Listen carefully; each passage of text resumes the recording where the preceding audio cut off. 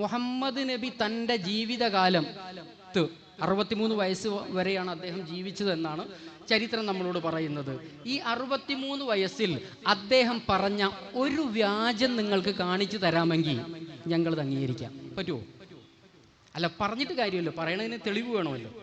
മുഹമ്മദ് നബി വ്യാജവാദിയാണ്. ഓക്കെ, നിങ്ങൾ പറഞ്ഞോളൂ, വ്യാജവാദിയാണ്. ആ വ്യാജം ഏതാണ്? അദ്ദേഹം പറഞ്ഞ ഏതു കാര്യമാണ് വ്യാജം?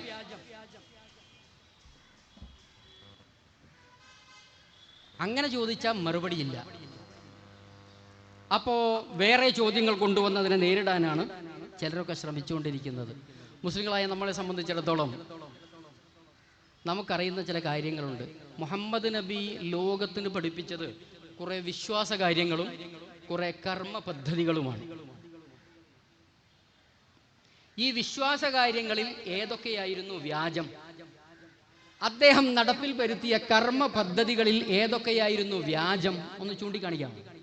എങ്കിൽ അദ്ദേഹം വ്യാജവാദിയാന്ന് പറഞ്ഞ് നമുക്ക് അംഗീകരിക്കാം. വിശ്വാസ സംബന്ധമായി അദ്ദേഹം പഠിപ്പിച്ച കാര്യങ്ങൾ ധാരാളമുണ്ട്. മുസ്ലിം പണ്ഡിതന്മാർ അതിനെ 3 ഗ്രൂപ്പാക്കി അതിനകത്ത് ഉൾപ്പെടുത്തിയിട്ടുണ്ട്. തൗഹീദ്, റിസാലത്ത്, ആഖിറത്ത്. ഇത് 3-ൽ ഉൾക്കൊള്ളാത്ത ഒരു വിശ്വാസവും അദ്ദേഹം പഠിപ്പിച്ചില്ല. വളരെ ഷോർട്ടാക്കിയിട്ട് 3ആയി നമുക്കതിനെ വേർതിരിക്കാൻ പറ്റും. ഈ പ്രപഞ്ചത്തെയാകമാനം സൃഷ്ടിച്ച് പരിപാലിക്കുന്ന ഒരു സ്രഷ്ടാവുണ്ടെന്നും ആ സ്രഷ്ടാവിനെ മാത്രമേ ആരാധിക്കാവൂ എന്നും പഠിപ്പിച്ചു. അതിന് തൗഹീദ് എന്നൊരു പദത്തിലാണ് മുസ്ലിം പണ്ഡിത ലോകം അതിനെ വ്യവഹരിക്കുന്നത്. ചോദിക്കട്ടെ, ഇത് വ്യാജമാണെന്ന് നിങ്ങൾക്ക് വാദമുണ്ടോ? മുഹമ്മദ് നബി വ്യാജമാണോ എങ്കിൽ അദ്ദേഹം ആദ്യം പഠിപ്പിച്ചത് അതാണ്. ഏത് പണ്ഡിതന്മാരോട് നിങ്ങൾക്ക് ചോദിക്കുക, മുഹമ്മദ് നബി ആദ്യം പഠിപ്പിക്കണത് ലാ ഇലാഹ ഇല്ലല്ലാ എന്ന വാക്കാണ്, വാചകമാണ്. അതിനാണ് ഞങ്ങൾ തൗഹീദ് എന്ന് പറയണത്. പ്രപഞ്ചമാസകലം സൃഷ്ടിച്ച് പരിപാലിക്കുന്ന ഏകനായ ഒരു സ്രഷ്ടാവുണ്ട് എന്ന് അദ്ദേഹം പഠിപ്പിച്ചു. ആ സ്രഷ്ടാവിനെ മാത്രമേ ആരാധിക്കാവൂ എന്ന് പഠിപ്പിച്ചിട്ടുണ്ട്. ഇതിലേതാ വ്യാജം? അങ്ങനെ സ്രഷ്ടാവ് ഇല്ല എന്നാണോ നിങ്ങളുടെ അഭിപ്രായം? ഇല്ല എന്ന് പറയാൻ ധൈര്യമുള്ള യമുക്കളോ നവനാസ്തികരോ ഇന്ന് കേരളത്തിൽ വളരെ കുറവാണ് എന്ന് നിങ്ങൾ ഇപ്പം മനസ്സിലാക്കാം. ആദ്യം അവരത് പറഞ്ഞുകൊണ്ട് നടന്നു, ദൈവമൊന്നുമില്ല, അതൊക്കെ വെറുതെ പറയുവാണ് എന്ന് പറഞ്ഞുകൊണ്ട് കടന്നിരുന്നു. കൃത്യമായി മറുപടി ചെന്നപ്പോഴേ ഇപ്പൊ കുറെ നാസ്തികന്മാർ പറയണത് അങ്ങനെ ഇല്ല എന്ന് പറയാൻ നിർവാഹമില്ല. നിങ്ങളുടെ ഈ തിരുവനന്തപുരത്ത് ഒരാളുണ്ടല്ലോ, സി രവിചന്ദ്രൻ എന്ന് പറയണേ, ഇവിടുത്തെ എങ്ങാണ്ട് ഇത് ഒരു കോളേജിൽ ഒരു ഇംഗ്ലീഷ് പ്രൊഫസർ ഇല്ലേ, അങ്ങേര് പറയണത് അങ്ങനെ ദൈവം തീരെ ഇല്ല എന്ന് പറയാൻ അത് പറ്റില്ല, ഉണ്ടാകാതിരിക്കാനാണ് സാധ്യത. കൊള്ളാം, ഉണ്ടാകാതിരിക്കാനാണ് സാധ്യത. അല്ല, ഇല്ലെന്ന് പറയാം, ഇല്ലെങ്കിൽ ഇല്ലെന്ന് പറയാം, ഉണ്ടെങ്കിൽ ഉണ്ടെന്ന് പറയാം, ഉറപ്പില്ല. ഇദ്ദേഹത്തിൻ്റെ ഒരു ഗുരുവുണ്ട്, ഇംഗ്ലീഷുകാരൻ റിച്ചാർഡ് ഡോക്കിൻസ്. അയാളാണ് ലോകത്തിലെ നവനാസ്തികതയുടെ പിതാവ്. പിതാവെന്നോ അമരക്കാരനെന്നോ പല പേരിൽ വിളിക്കണ ഒരാളുണ്ട്. ദ ഗോഡ് ഡെല്യൂഷൻ എന്ന പേരിൽ ഒരു പുസ്തകം എഴുതിയിട്ടുണ്ട്. അതിനകത്ത് വലിയ നേതാവ് പറയണത് ദൈവം, ഇയാൾ പറഞ്ഞ പോലെ തന്നെ, ദൈവം ഉണ്ടാകാതിരിക്കാനാണ് സാധ്യത. എങ്ങനെ? ഇല്ല എന്നല്ല, ഉണ്ടാകാതിരിക്കാനാണ് സാധ്യത. ചിലയിടത്ത് അയാൾ പറയണു ഞാനൊരു അഗ്നോസ്റ്റിക് ആണ്. അഗ്നോസ്റ്റിക് മീൻസ് ദൈവമുണ്ടോ ഇല്ല എനിക്ക് അറിഞ്ഞൂടാ. അതന്നെ, നിഷേധിക്കാൻ ധൈര്യമില്ല. പണ്ട് കാലത്ത് ചില നിരീശ്വരവാദികൾ ഉണ്ടായിരുന്നു, അവർ ദൈവം ഇല്ല എന്നൊക്കെ ധൈര്യത്തിൽ പറഞ്ഞിരുന്നു. ഇപ്പോൾ ഈ ശാസ്ത്രമൊക്കെ വികസിച്ച് വലുതായപ്പോഴേ ദൈവം ഇല്ല എന്ന് പറയാനുള്ള ചങ്കൂറ്റം അങ്ങ് പോയി, പറ്റണില്ല.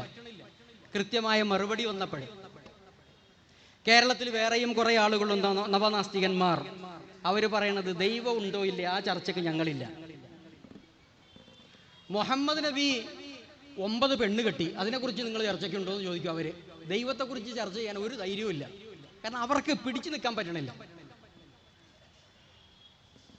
അതുകൊണ്ടാണ് ഞാൻ ചോദിച്ചത്, മുഹമ്മദ് നബി ഈ സമൂഹത്തെ പഠിപ്പിച്ച ഏറ്റവും അടിസ്ഥാനപരമായ വസ്തുത ലാ ഇലാഹ ഇല്ലല്ലാ എന്നതാണ്. ഈ പ്രപഞ്ചത്തെ ആകമാനം സൃഷ്ടിച്ചു പരിപാലിക്കുന്ന ഏകനായ ഒരു സ്രഷ്ടാവുണ്ട്. ആ സ്രഷ്ടാവിനെ മാത്രം ആരാധിക്കുക എന്ന തൗഹീദാണ് അദ്ദേഹം പഠിപ്പിച്ചത്. അങ്ങനെ ഒരു സ്രഷ്ടാവില്ല എന്ന് പറയാനുള്ള ധൈര്യം നിങ്ങൾക്കുണ്ടോ? ഇല്ലല്ലോ. പിന്നെ എന്തടിസ്ഥാനത്തിലാണ് മുഹമ്മദ് നബി വ്യാജനാണെന്ന് നിങ്ങൾ പറയണത്? മറ്റെന്തെങ്കിലും കാര്യം നിങ്ങൾക്ക് പറയാൻ പറ്റുമോ? വേറെ ഏതോ മുഹമ്മദ് നബി പറഞ്ഞ വേറെ ഏതോ ഒരു കാര്യം അത് വ്യാജമാണ്, അത് ശരിയല്ല. എന്നാൽ രണ്ടാമത്തെ കാര്യം എടുക്കാം. മുഹമ്മദ് നബി പറഞ്ഞു, ഈ സ്രഷ്ടാവായ ദൈവം നിരവധി പ്രവാചകന്മാരെ ലോകത്തേക്ക് അയച്ചിട്ടുണ്ട്. ഞാൻ അവരിൽ അവസാനത്തെ പ്രവാചകനാണ്. ഇതിന് ഞങ്ങൾ റിസാലത്ത് എന്ന് പറയും, പ്രവാചകത്വ ദൗത്യം.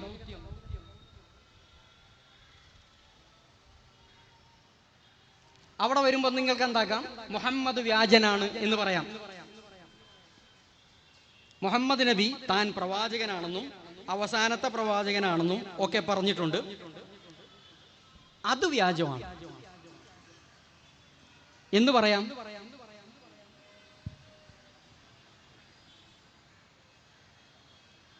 അപ്പോ അത് സംബന്ധിച്ച് കുറച്ച് ഡീറ്റെയിൽസ് പറയാനുണ്ട്, ശേഷം വരും. അതിനിടയ്ക്ക് ഒരു കാര്യം കൂടി പറഞ്ഞിട്ട് ഞാൻ ഈ രണ്ടാമത്തെ ഭാഗത്തേക്ക് തിരിച്ചു വരും. മൂന്നാമത് പറഞ്ഞ കാര്യം പരലോകമാണ്. ഈ ലോകം ഈ കാണുന്നത് പോലെ നിലനിൽക്കുകയൊന്നുമില്ല, ഇത് കുറെ കഴിയുമ്പോൾ അങ്ങ് തകർന്നു പോകും, അത് രണ്ടാമത് വീണ്ടും ഉണ്ടാവും എന്നൊക്കെ പറഞ്ഞിട്ടുണ്ട്. ലോകാവസാനം, ഒരു മറുലോകത്തിന്റെ നിർമ്മിതിയെക്കുറിച്ചുള്ള സംസാരം അദ്ദേഹം സംസാരിച്ചിട്ടുണ്ട്. അത് വ്യാജമാണെന്ന് പറയുന്ന ഒരു കാലം ഉണ്ടായിരുന്നു, വിവരമില്ലാത്ത കാലം. ഈ ലോകം എല്ലാ കാലത്തും ഇങ്ങനെ തന്നെ നിലനിൽക്കും, ഇത് നശിക്കാനൊന്നും പോണില്ല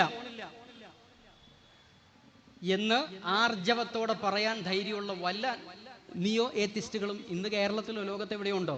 ഈ ലോകം നശിക്കുകയൊന്നുമില്ല പറഞ്ഞവര് നേരത്തെ ഉണ്ടായിരുന്നു. പക്ഷെ ഇപ്പൊ നിങ്ങൾക്ക് പറയാൻ പറ്റുമോ ലോകം നശിക്കില്ല, ഇതിങ്ങനെ തന്നെ നിലനിൽക്കുമെന്ന്?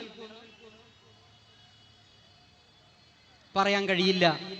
ഫിസിക്സിന്റെ പുതിയ കണ്ടെത്തലുകൾ അനുസരിച്ച് ഈ ലോകം നശിക്കാൻ പോകുന്നു. ഏതൊക്കെ രൂപത്തിൽ ഇത് നശിക്കാം, അതിന് പല സാധ്യതകളും ശാസ്ത്രം നമ്മുടെ മുമ്പിൽ വെക്കുന്നുണ്ട്. അതിൻ്റെയും ഡീറ്റെയിൽസിലേക്ക് പോകാൻ ഞാനില്ല, പോയി കഴിഞ്ഞാൽ നമുക്ക് സമയം തികയില്ല. ലോകം നശിക്കും. ഒരു ശാസ്ത്രകാരനും മര്യാദക്ക് ഫിസിക്സ് പഠിച്ച, ഭൗതിക ശാസ്ത്രം പഠിച്ച ഒരു ശാസ്ത്രകാരനും അഭിപ്രായ വ്യത്യാസവും ഇല്ല, ഇതൊക്കെ തകർന്ന് നശിച്ചു പോകും. ഒരു നിശ്ചിത കാലം വരെ ഈ സാധനം ഓടുകയുള്ളൂ, അതിനപ്പുറത്തേക്ക് ഇത് ഓടൂല. അതിനുള്ള ശക്തി അതിനില്ല. ഇതിനെ നശിപ്പിക്കാനുള്ള ശക്തി ഇതിനകത്ത് തന്നെ പ്രവർത്തിച്ചുകൊണ്ടിരിക്കുന്നു എന്നതാണ് പുതിയ കണ്ടുപിടുത്തം വരുന്നത്. അതുകൊണ്ട് ലോകം തകരുകയില്ല, അവസാനിക്കുകയില്ല, അങ്ങനെ ഒരു അവസാന നാളൊന്നും ഇല്ല എന്ന് പറയാനുള്ള ധൈര്യമൊന്നും ഇപ്പൊ ആർക്കും ഇല്ല. ആ ലോകം ഇനി രണ്ടാമത് ഉണ്ടാകുമോ? അത് ദൈവവിശ്വാസവുമായിട്ട് ബന്ധപ്പെട്ടതാ. നിങ്ങൾ ദൈവം ഉണ്ടോ ഇല്ലയെന്ന് ആദ്യം പറ, അതിന്റെ അടിസ്ഥാനത്തിൽ നമുക്ക് തീരുമാനിക്കാം. ദൈവം ഉണ്ടെന്ന് പറഞ്ഞാൽ ഇതിന് ഉത്തരം കിട്ടും, ഇല്ലെന്ന് പറഞ്ഞാൽ വേറെ ചർച്ച നടത്താം. ചുരുക്കത്തിൽ വിശ്വാസപരമായി മുഹമ്മദ് നബി സല്ലല്ലാഹു അലൈഹി വസല്ലമ ലോകത്തിന് മുമ്പിൽ സമർപ്പിച്ച കാര്യങ്ങൾ അത് വ്യാജമാണ് എന്ന് പറയാൻ വിവരമുള്ള ഒരാൾക്കും ഇന്നത്തെ ലോകത്ത് സാധ്യമല്ല. ഏതാനും പതിറ്റാണ്ടുകൾക്ക് മുമ്പ് അതൊക്കെ സാധിച്ചിരുന്നു, അത്രയും നമ്മുടെ വിവരം ഉണ്ടായിരുന്നുള്ളൂ. ഇപ്പൊ കുറേയൊക്കെ വിവരം കൂടിയപ്പോൾ അത് നിഷേധിക്കാൻ പറ്റാത്തൊരു അവസ്ഥയിലേക്കാണ് യഥാർത്ഥത്തിൽ നമ്മൾ പോയിക്കൊണ്ടിരിക്കുന്നത്. മുഹമ്മദ് നബിയുടെ പ്രവാചകത്വവുമായി ബന്ധപ്പെട്ട കാര്യങ്ങളിൽ വ്യാജാരോപണം നടത്താം. അദ്ദേഹം പ്രവാചകനൊന്നുമല്ല എന്ന് വേണമെങ്കിൽ നിങ്ങൾക്ക് പറയാം, അത് അദ്ദേഹം പറഞ്ഞത് കളവാ. അത് പറയാനുള്ള ഒരു ചാൻസ് ഉണ്ട്, പക്ഷെ പറയുന്നത് യുക്തിഭദ്രമായിരിക്കണം. വളരെ യുക്തിഭദ്രമായി ഉത്തരങ്ങൾ പറയണം. ചോദ്യം എന്താണെന്ന് ചോദിച്ചാൽ, മുഹമ്മദ് നബി എന്തിനാണ് താൻ പ്രവാചകനാണെന്ന കള്ളം പറഞ്ഞത്? എന്താ അതുകൊണ്ട് നേട്ടം അദ്ദേഹത്തിന്? അല്ല, ഒരാളൊരു കള്ളം പറയണത് എന്തിനാ? കള്ളം പറയുക, ചതി കാണിക്കുക, വഞ്ചന കാണിക്കുക, കാപട്യം കാണിക്കുക, ഇതൊക്കെ മനുഷ്യർ ചെയ്യാറുണ്ട്. പക്ഷെ അതിന്റെ പിന്നിൽ ഒരു ലക്ഷ്യം ഉണ്ടാവും. വെറുതെ ഒരാളോട് കളവ് പറയുമോ? കളവ് പറയുന്നതിന് പിന്നിൽ ഒരു ലക്ഷ്യം കാണും. ഒരാൾ ചതി കാണിക്കണമെങ്കിൽ ചതിക്ക് പിന്നിൽ ഒരു ലക്ഷ്യം കാണും. മുഹമ്മദ് നബി താൻ പ്രവാചകനാണെന്ന് പറഞ്ഞത് വ്യാജമാണ്, കള്ളമായിരുന്നുവെങ്കിൽ ആർക്കെങ്കിലും പറയാൻ പറ്റുമോ എന്തിനായിരുന്നു അദ്ദേഹം അങ്ങനെ ഒരു കള്ളം ലോകത്തോട് പറഞ്ഞത്? അതുകൊണ്ട് അദ്ദേഹത്തിനുണ്ടായ നേട്ടങ്ങൾ എന്തൊക്കെയാണ്?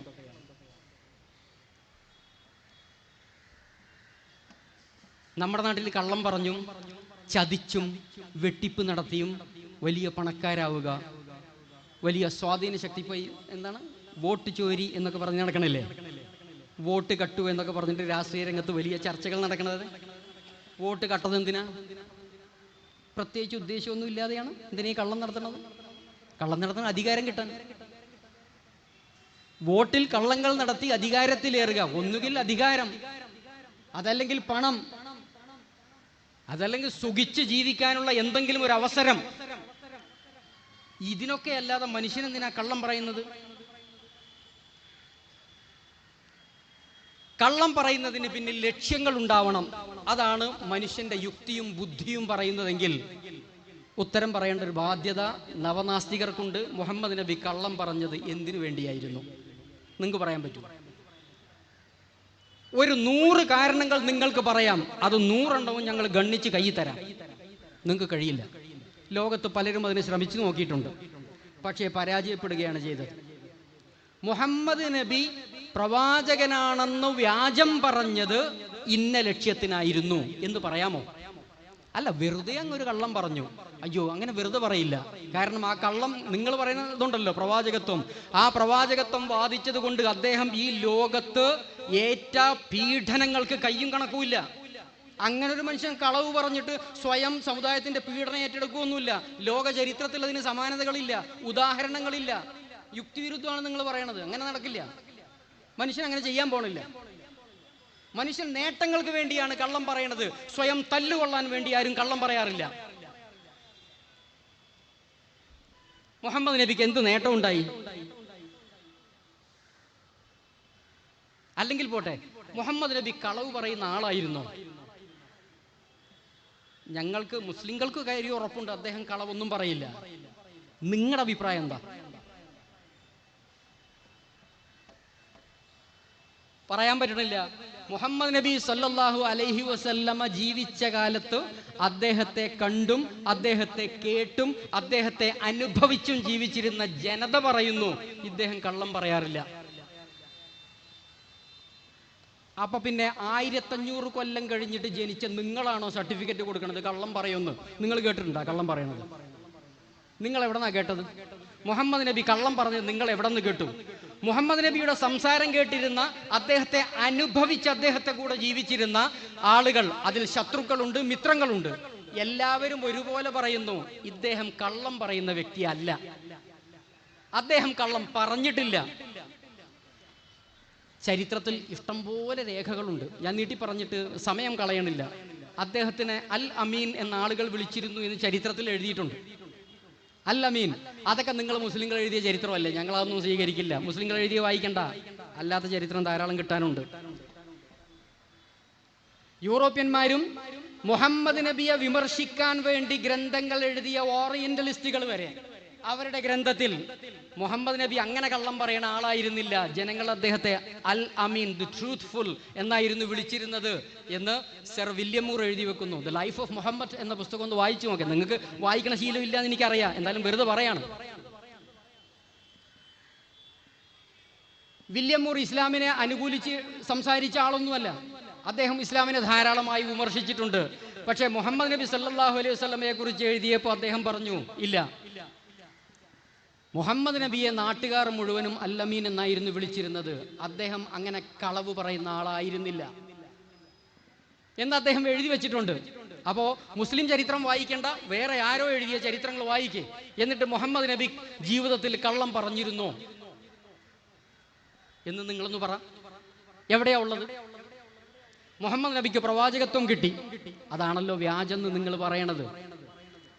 ചരിത്രം പറയണത് കുറച്ച് ദിവസം കഴിഞ്ഞ് അദ്ദേഹം മക്കയിലെ സഫ എന്ന് പറയുന്ന ഒരു കുന്നിന് മുകളിൽ കയറുന്ന ഒരു സംഭവം ചരിത്ര ഗ്രന്ഥം പറയുന്നുണ്ട്. ആ കുന്നിന് മുകളിൽ കയറിയിട്ട് അവിടെ ഉണ്ടായിരുന്ന മുഴുവൻ ഗോത്രങ്ങളുടെയും പേരെടുത്ത് ഉച്ചത്തിൽ വിളിച്ചു, വരുവിൻ. എല്ലാ നാട്ടുകാരും ആ കുന്നിന് ചുറ്റും സന്നിഹിതരായി. ആ സമയത്ത് അദ്ദേഹം ഒരു ചോദ്യം ചോദിക്കുന്നുണ്ട്. ഈ കുന്നിന്റെ താഴ്വാരത്തുകൂടെ ഒരു കുതിരപ്പട നിങ്ങളെ ആക്രമിക്കാൻ വരുന്നുണ്ട് എന്ന് ഞാൻ ഇപ്പോൾ പറഞ്ഞാൽ നിങ്ങൾ വിശ്വസിക്കുമോ? അകുന്തും മുസദ്ദിഖിയ, നിങ്ങൾ എന്നെ വിശ്വസിക്കുമോ? അതൊരു ചോദ്യമാണ്. അന്ന് അദ്ദേഹത്തെ കേട്ടും അനുഭവിച്ചും അദ്ദേഹത്തിന്റെ കൂടെ 40 വർഷത്തോളം ജീവിക്കുകയും ചെയ്ത ആ ജനത എന്തോ ഒരു മറുപടി പറയണ്ടേ? അവര് പറഞ്ഞ മറുപടി എന്താ? മാ ജറബ്ന അലൈക ഇല്ലാ സിദ്ഖ, നിന്നിൽ നിന്ന് സത്യമല്ലാതെ സത്യസന്ധതയല്ലാതെ മറ്റൊന്നും ഇതുവരെ ഞങ്ങൾക്ക് അനുഭവിക്കാൻ കഴിഞ്ഞിട്ടില്ല.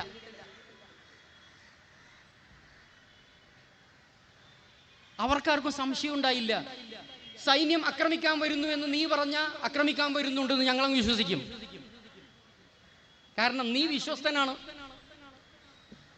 അപ്പോ കൂടെ നടന്നവരെല്ലാവരും അദ്ദേഹം വിശ്വസ്തനാണ്, കള്ളം പറയാറില്ല എന്ന് സമ്മതിച്ചതാ.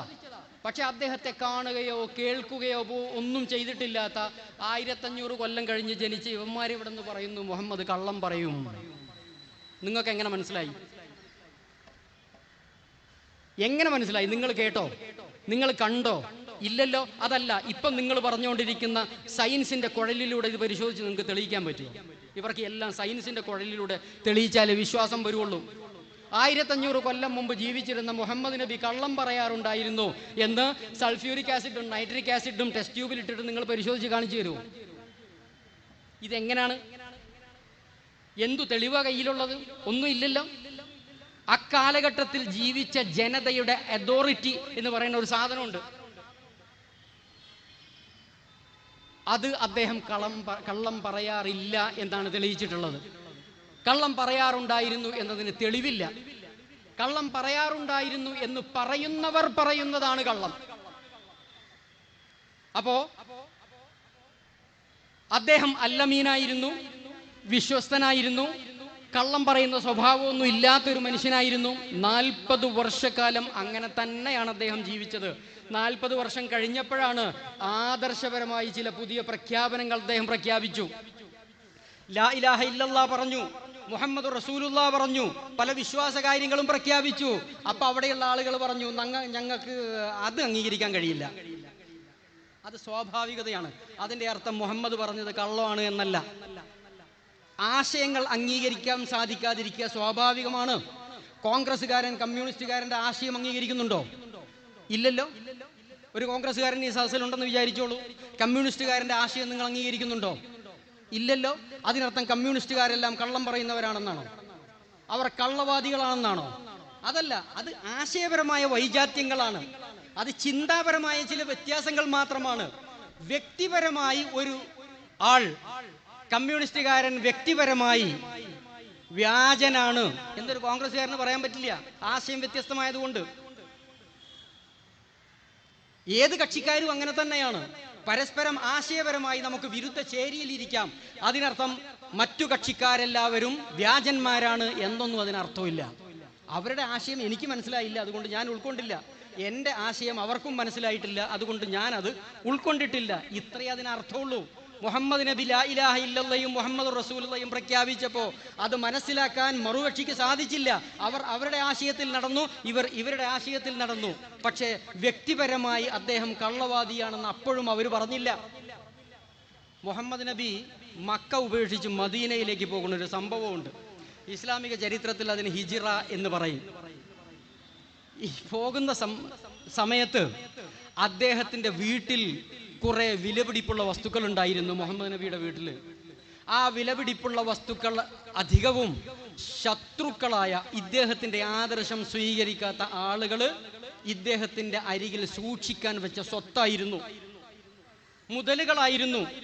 പോകുന്ന സമയത്ത് അലി ഇബ്നു അബീ താലിബിനെ വിരിപ്പിൽ കിടത്തിയിട്ട് റസൂലുള്ളാഹി പറഞ്ഞു, ഞാനും അബൂബക്കറും പോകുന്നു, ഈ സാധനമൊക്കെ അതിന്റെ ഉടമസ്ഥന്മാർക്ക് തിരിച്ചു കൊടുത്തിട്ട് നീ വരാവൂ. എന്ത് മനസ്സിലാക്കണം?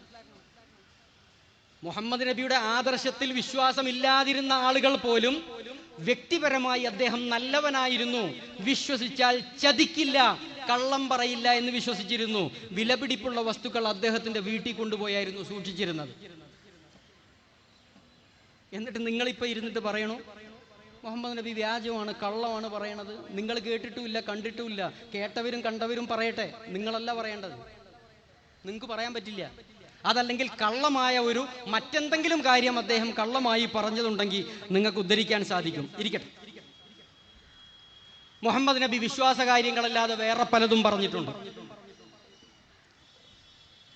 ഒരു മനുഷ്യൻ മറ്റൊരു മനുഷ്യനെ കണ്ടാൽ പുഞ്ചിരിക്കണമെന്ന് പറഞ്ഞിട്ടുണ്ട്. അത് വളരെ നല്ല കാര്യമാണെന്ന് പറഞ്ഞിട്ടുണ്ട്. ഞങ്ങളുടെ ഭാഷയെ പറഞ്ഞ സദക്ക തബസ്സുമുക ഫി വജ്ഹി അഖീക സദക്ക എന്നൊക്കെ പറയും. ഒരു നല്ല കാര്യമാണ്, നിങ്ങൾ എന്ത് ചെയ്തോളൂ, ഒരാൾ മറ്റൊരാളെ കാണുമ്പോൾ ഒന്ന് പുഞ്ചിരിക്കണം. അല്ല, ഇങ്ങനത്തെ ഒക്കെ അധ്യാപനങ്ങളാണ് മുഹമ്മദ് നബി പഠിപ്പിച്ചിട്ടുള്ളത്. അല്ല, ഇതൊക്കെ വ്യാജമാണ്, ചെയ്യണ്ടേ? വേണ്ടെന്ന അഭിപ്രായമുണ്ടോ? മോശമായിരുന്നു അദ്ദേഹം പഠിപ്പിച്ചത് എന്ന് നിങ്ങൾക്ക് അഭിപ്രായമുണ്ടോ? മുഹമ്മദ് നബി ജീവിതത്തിൽ പഠിപ്പിച്ച ഓരോന്നോരോന്ന് എണ്ണി പറയാം. അതിലേതെങ്കിലും ഒന്ന് വ്യാജമാണെന്ന് പറയാമോ? കുടുംബജീവിതവുമായി ബന്ധപ്പെട്ട്, വ്യക്തി ജീവിതവുമായി ബന്ധപ്പെട്ട്, മനുഷ്യന്റെ സാമൂഹിക സാംസ്കാരിക ജീവിതവുമായി ബന്ധപ്പെട്ട്, മനുഷ്യന്റെ രാഷ്ട്രീയ ജീവിതവുമായി ബന്ധപ്പെട്ട് ലോകത്തിന് മാതൃക കാണിച്ച ഏക വ്യക്തിത്വമാണ് മുഹമ്മദ് റസൂലുള്ളാഹി സ്വല്ലല്ലാഹു അലൈഹി വസല്ലം. ഏതെങ്കിലും ഒന്ന് ചൂണ്ടിക്കാണിച്ചിട്ട് ഇത് സത്യമല്ല, കള്ളമാണ് എന്ന് പറയാൻ വിജ്ഞാനമുള്ള, വിവരമുള്ള ആരെങ്കിലും ഒരാൾ ഇല്ല. ഉറപ്പുള്ളതുകൊണ്ട് പറയാണ്, കഴിയില്ല ആർക്കും എന്ന് ഉറപ്പുള്ളത് കൊണ്ടാണ് പരസ്യമായ ഒരു വേദിയിൽ ഇത് സംസാരിക്കുന്നത്. അപ്പോ മുഹമ്മദ് റസൂലുള്ളാഹി സ്വല്ലല്ലാഹു അലൈഹി വസല്ലമ കള്ളം പറഞ്ഞു ഇല്ല, അദ്ദേഹം കള്ളം പറയില്ല, അദ്ദേഹം കള്ളം പറയുന്നതിനായിരുന്നു എന്നതിന് ഒരു തെളിവ് പോലും എവിടെയുമില്ല. തെളിവില്ലെങ്കിൽ പിന്നെ ഞങ്ങളത് സ്വീകരിക്കില്ല. അല്ല, സംസാരിക്കുമ്പോൾ അങ്ങനെയാണല്ലോ, തർക്കങ്ങൾ ഉണ്ടാകുമ്പോൾ പ്രത്യേകിച്ചും അങ്ങനെയാണ്. മുഹമ്മദ് കള്ളം പറയുമെന്ന് നിങ്ങൾക്ക് അഭിപ്രായം ഉണ്ടെങ്കിൽ നിങ്ങൾ ആ പറഞ്ഞ കള്ളത്തിന്റെ ലിസ്റ്റിംഗ് തന്നേരെ. ഇന്ന കള്ളമൊക്കെ പറഞ്ഞിട്ടുണ്ട് ജീവിതത്തിൽ. ഉണ്ടോ കയ്യിൽ? ഇല്ല, ആരുടെ കയ്യിലും ഇല്ല. തെളിയിക്കാൻ പറ്റാത്ത കാലത്തോളം മുഹമ്മദ് നബി സത്യസന്ധനാണ് എന്ന വസ്തുത നിലനിൽക്കും. അതൊരു യുക്തിയാണ്, നിയമയുക്തിയാണ്. വല്ല വക്കീലന്മാരോടും ചോദിച്ചു നോക്കാം ഇതെങ്ങനെയാണ് അതിൻ്റെ ഒരു പരിപാടിയെന്ന്, അവർക്ക് മനസ്സിലാവും പെട്ടെന്ന്. അപ്പോ ഉദ്ദേശമില്ലാതെ ഒരാൾ കള്ളം പറയില്ല. മുഹമ്മദ് നബി സല്ലല്ലാഹു അലൈഹി വസല്ലം ഇസ്ലാമിക പ്രബോധനം നടത്തിയിട്ട് താൻ പ്രവാചകനാണെന്ന് പ്രഖ്യാപിച്ചിട്ട് അദ്ദേഹത്തിന് ഭൗതികമായി എന്ത് നേട്ടമുണ്ടായി? നിങ്ങൾ അത് പറഞ്ഞാൽ മതി. ഇദ്ദേഹം പ്രവാചകത്വത്തിന്റെ മുമ്പ് ദരിദ്രനായിരുന്നു, പ്രവാചകനായതിനു ശേഷം ഇപ്പോ കണ്ടോ വലിയ വലിയ കൊട്ടാരങ്ങളൊക്കെ കെട്ടിയിട്ടുണ്ട്, ജീവിത സൗകര്യങ്ങൾ വർദ്ധിച്ചിട്ടുണ്ട്, BMW കാറ് മേടിച്ചിട്ടുണ്ട്, സിറ്റിക്കകത്ത് 5 or 6 ഫ്ലാറ്റുകൾ ഉണ്ടാക്കിയിട്ടുണ്ട്. അങ്ങനെ എന്തെങ്കിലും ഒന്ന് അല്ല, പ്രത്യേകിച്ച് നേട്ടം ഇല്ലെങ്കിൽ അല്ല, ആളുകൾ കള്ളം പറയണതും ചതിക്കണതൊക്കെ ഇതുണ്ടാക്കാനാണല്ലോ.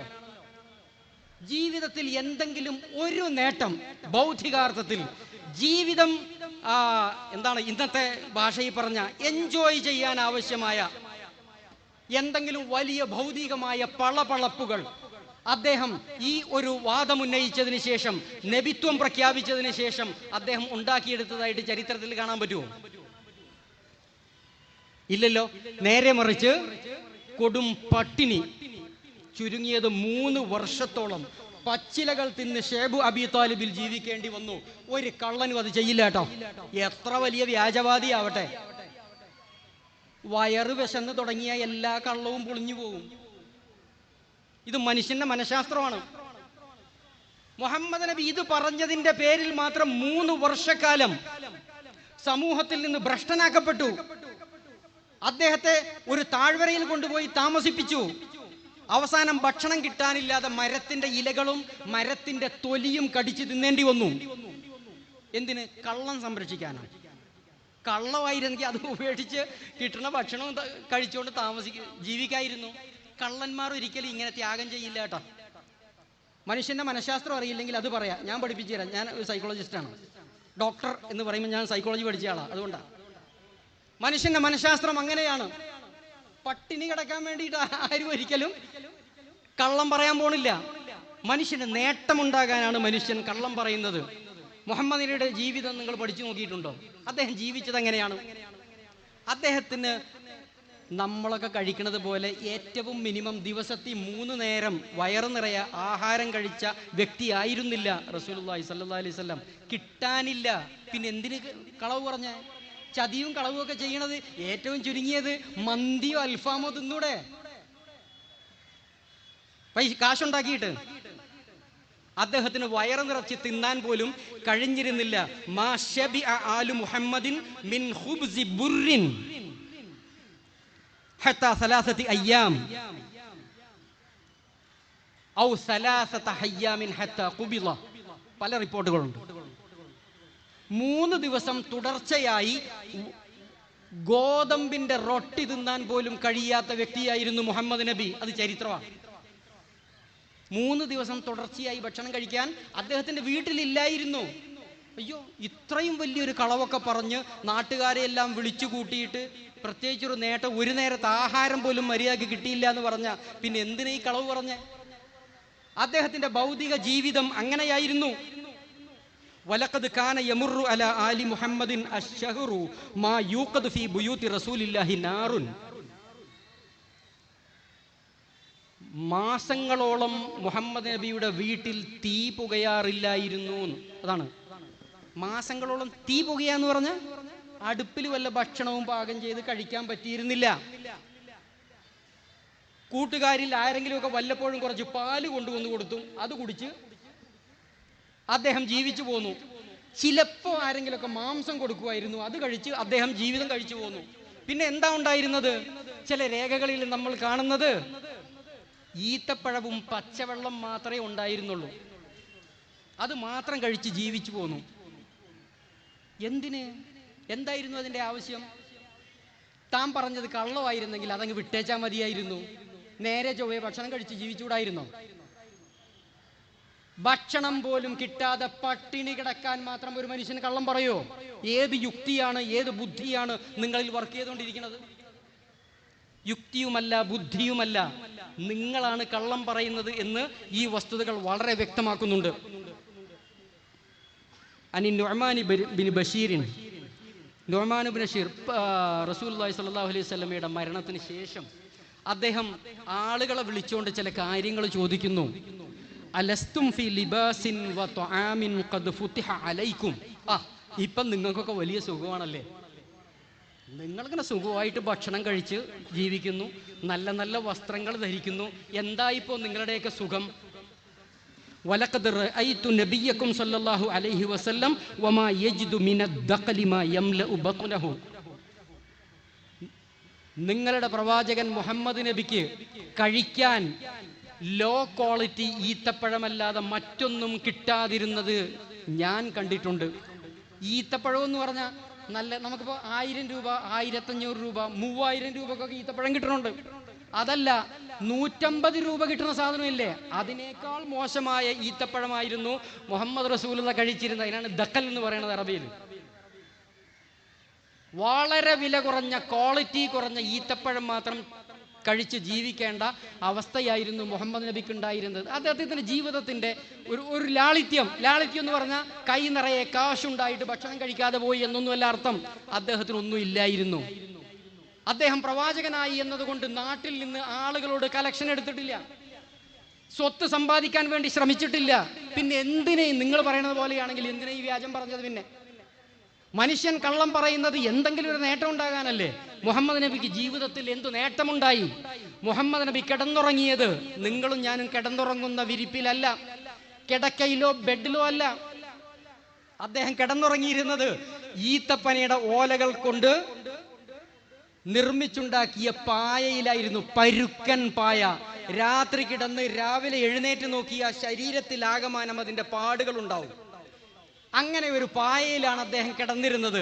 കിടക്കുന്ന കാലം ഏതാണെന്ന് ചോദിച്ചാൽ ഇസ്ലാം വിജയം വരിച്ച് ഒരു രാജ്യത്തിന്റെ ഭരണാധികാരിയായി മുഹമ്മദ് നബി സല്ലല്ലാഹു അലൈഹി വസല്ലം ജീവിക്കുന്ന കാലത്തും അദ്ദേഹം ആ പായയിലാണ് കിടന്നുകൊണ്ടിരുന്നത്. അദ്ദേഹത്തിന്റെ അനുചരന്മാർക്ക് വല്ലാത്ത വിഷമം തോന്നിയിട്ടുണ്ട്. അവർ വന്നിട്ട് പറഞ്ഞു, പ്രവാചകരെ, കുറച്ചുകൂടി സോഫ്റ്റായ ഒരു പായ ഉണ്ടാക്കി തരട്ടെ, അതീ കിടന്നൂടെ? അങ്ങയുടെ ശരീരത്തിൽ ഈ പാടൊക്കെ കാണുമ്പോൾ ഞങ്ങൾക്ക് തന്നെ വല്ലാത്ത ഒരു അസ്വസ്ഥത. അല്ല, അദ്ദേഹം ഒരു കള്ളവാദിയായിരുന്നുവെങ്കിൽ കിട്ടുന്നത് പോരട്ടെ എന്ന് വെക്കൂല്ലേ? സോഫ്റ്റായ പായയാണെങ്കിൽ അത്, കിടക്കയാണെങ്കിൽ അത് വരട്ടെ എന്ന് കരുതണ്ടേ? മുഹമ്മദ് നബി അത് പറഞ്ഞില്ലല്ലോ. മാലി വലി ദുനിയ മാ അന ഇല്ലാ കറാകിബിൻ ഇസ്തളല്ല തഹ്ത ഷജറത്തിൻ സുമ്മ റാഹ ഫതറകഹ. എനിക്കെന്തിനാണ് നിങ്ങളുടെ ഈ ഭൗതികമായ വസ്തുക്കളൊക്കെ? ഞാനൊരു യാത്രക്കാരനാണ് ഈ ഭൂമിയിൽ. തൽക്കാലം ഒരു മരത്തണലിൽ വിശ്രമിക്കുകയാണെന്ന് നിങ്ങൾ കരുതിക്കോളൂ. വിശ്രമം കഴിയുമ്പോൾ അത് ഉപേക്ഷിച്ച് അങ്ങ് പോകും. അങ്ങനെയാണല്ലോ യാത്രക്കാര്. എൻ്റെ ജീവിതം അത്രയേ ഉള്ളൂ, അതുകൊണ്ട് എനിക്ക് ഈ പായ തന്നെ മതി.